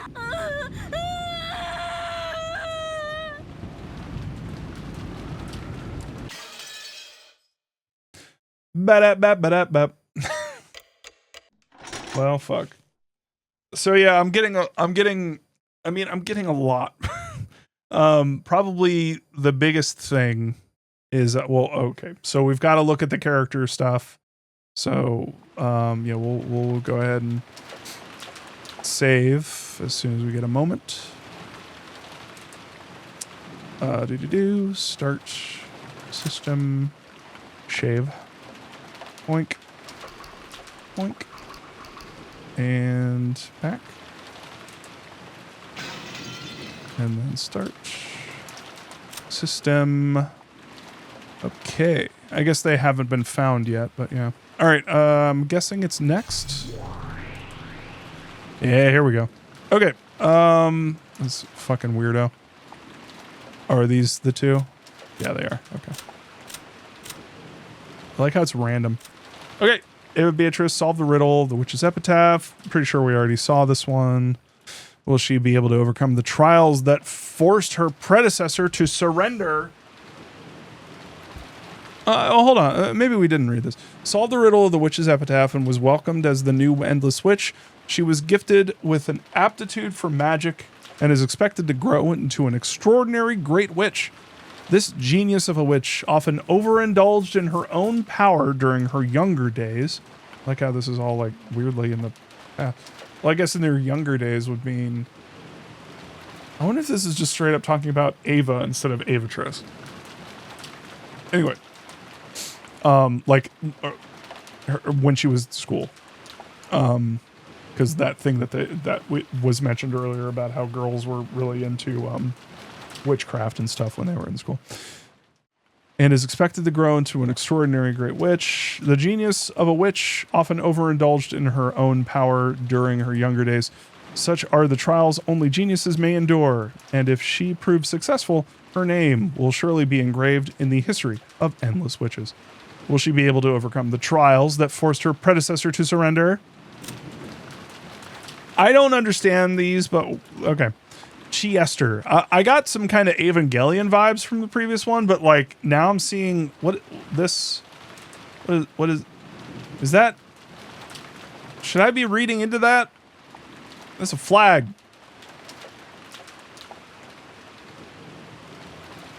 I wonder.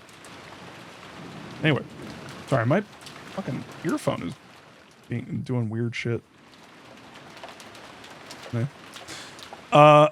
Chiester 45, a weapon in a contract with Beatrice. 45 has a methodical and timid personality, as well as a fairly strong persecution complex. Thanks to that, she's well suited to shoring up the weaknesses of 410's rough personality when they work as a pair. She can't stand silence, so she'll often become emotionally insecure if she isn't being ordered around by someone constantly. 45 excels in search and decision-making capabilities. The support she provides doubles the combative force of the sisters. Chester 410, a weapon in contract with Beatrice. It's interesting. All right. 410 is a kid with a strong personality whose peculiar style of speech tends to make light of people. She likes laughing at people who are serious or can never relax, which is why she's so fond of 45 and Lucifer. Her choice of words may be coarse, but she loves company and gets lonely easily. She gets depressed if there isn't someone talking with her constantly. 410 is particularly skilled when it comes to firing control, and she can wield unparalleled combative force even in close-range fighting.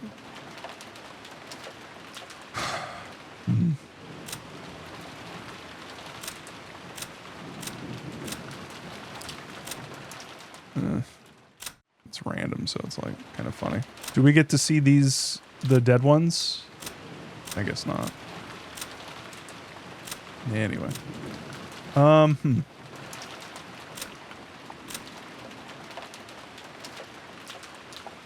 Interesting. Okay. Yeah, I don't really understand it, but 70s and 80s anime taught me a lot about how to analyze this, but I'm only seeing part of the picture. Yeah, I'm sure it's a lot of anime bullshit, but it kind of reminded me of Gundams a little bit. And then when they did the thing with the black background with the red text, it just screams Evangelion. But like, who could they be? It's interesting that they're not furniture. They're weapons. I wonder if that means anything. Or maybe they are furniture, but because she conjured them as furniture. So like, it might just be a quirk of the way that it's being described here, of just like, oh yeah, they're weapons or something, versus they're like a subtype of furniture where they're just weapons. It really feels like they're just like stronger stakes, but the stakes are still considered furniture. So maybe I'm looking too much into it. I probably am. I wonder if they're related to, like, if we're looking at this in terms of like rich people who have assistants, then the stakes would be, and Ronove would be people who are specifically helping people from they're like Beatrice's like servants and stuff, her furniture. And these two would be like Ava's furniture.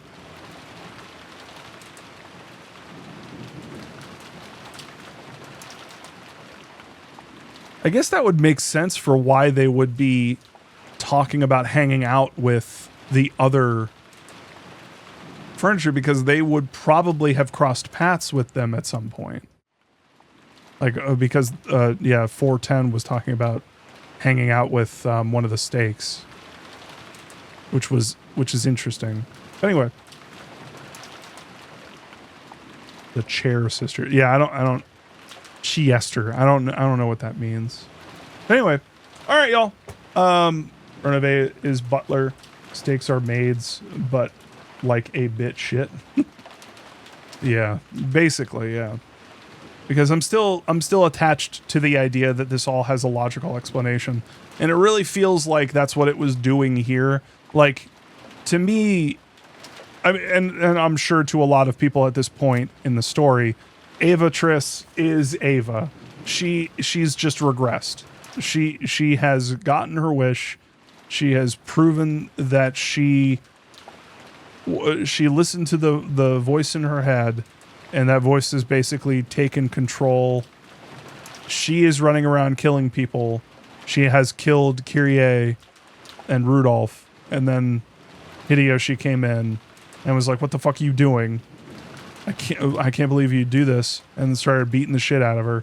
And then Ava killed Hideyoshi, causing her, like, sort of she's still regressed, but she's kind of fucked up about having to kill Hideyoshi. She didn't want to, and the part of her that was attached to him in their life is massively fucked up about that. And I think that we're building toward a fight between Avatrice and Ava.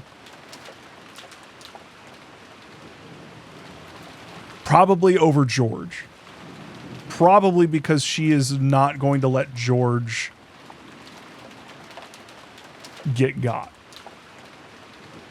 Because Ava is being built as like, she doesn't give a fuck. She do this. She do this when she kill. She go dolphin mode. Avatrice goes dolphin mode and starts fucking murdering people in the most insane ways. And she might do that or threaten to do that with George, which will cause Ava to fucking properly beat the shit out of herself. Maybe even throw herself out of a fucking window or some shit. I don't know. I'm just thinking about dramatic ways of doing it. But anyway, that's kind of where I'm going with it. Yeah, Fight Club. Literally, yeah, Ursula Cat. Exactly that. I think that's the exact thing in my mind of like, yeah, the buildings blasting down and falling. Yeah, with the Pixies playing in the background. Anyway, my mom versus my mom's inner child. God, I wish they would fight. Might actually make some progress. Anyway, all right, y'all. Thank you so much for joining. This was good. This was good. I'm not gonna lie. I'm a little. Oh, that's interesting. The crests.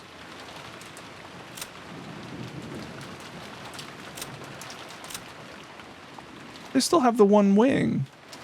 Do these have the one wing? Is that the one wing on their leg? Because if it is, that means they're associated with... Well, I mean, I guess they would be because of the magic shit. Yeah, maybe I'm probably just looking into it a little bit too much. Because they are in service of Avatris.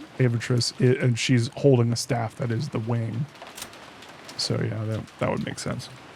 They are in contract with her. I don't know all that shit about like they're in someone else's like fucking command and she's just like borrowing them or some shit. I'm not gonna lie, like a lot of that was interesting, but then when these two showed up, I mentally kind of clocked the fuck out. I'm not gonna lie. Like we're quickly approaching like my bullshit tolerance is being fucking maxed out. And I'm just like kind of mentally clocking out because I don't know what the fucking references are. Why is yet another scantily clad girl like showing up? I'm sorry. I just like, it is like losing your mind. It's like meta like that. Anyway, but yeah. All right. It sucks too. Cause like I really like Rudolph and Kyrie and what they were doing. I like the reveal that Kyrie's fucking what the fuck was all that bullshit? I think she was just like kind of embracing it in the moment and maybe didn't mean it, but maybe she did. Fuck. I don't think of Kyrie the same way anymore. That's interesting. But anyway, other than that, up until that point, I was really interested. Just the fucking... I'm not gonna lie, kind of part of the reason why I'm saying this is because I'm kind of worried that like we're going to go in a route of like, no, magic is real, magic is a thing.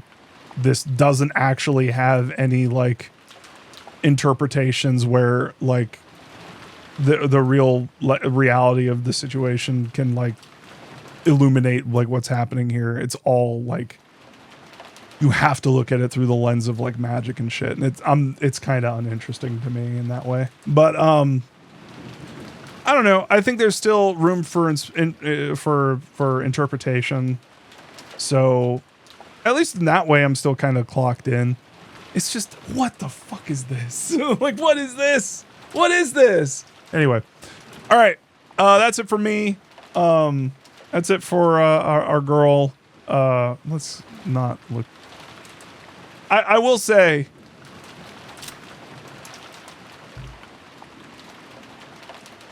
I just think she's neat. I really like Beatrice. I really like her now. I really like where she's going. I like what they're doing with her. I really like her just kind of being like, oh, I've kind of been a fuck, haven't I? Oh, I've got to kind of like not be a fuck in order... Because I really like the idea of like Battler acknowledging Beatrice by just getting to know her and like learning about her and like the history that we've gotten, the things that Rosa said about her. It's just, she is, I love that she started this at the very beginning of like this like crazy oppressive force, and now she's just fucking cute. And like, I want to know more about her and I want to really get to know her. And yeah, that's where I'm at. So literally like Beto is pulling me through this fucking series at this point. I thought it would be Battler. I thought it would be something, but right now it's just straight up Beto. It's like, just fucking bring me to the promised land. Bring me to the golden land, Beatrice, please. Please. You're the one true Beatrice. All right, y'all. Thank you so much for joining. I hope you all have a great night. And as we listen to this lovely rain ASMR, we'll be back soon-ish. I don't know if we're gonna Twitch stream on Wednesday.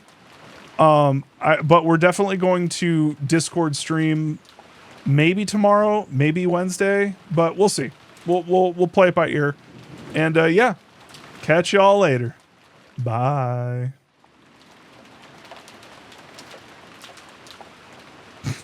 I need to add the dolphin laugh to my fucking soundboard. I need to. If anyone could, on the Discord, if you can find me some choice, some primo dolphin laughs, that would be awesome. All right, catch y'all later. Bye.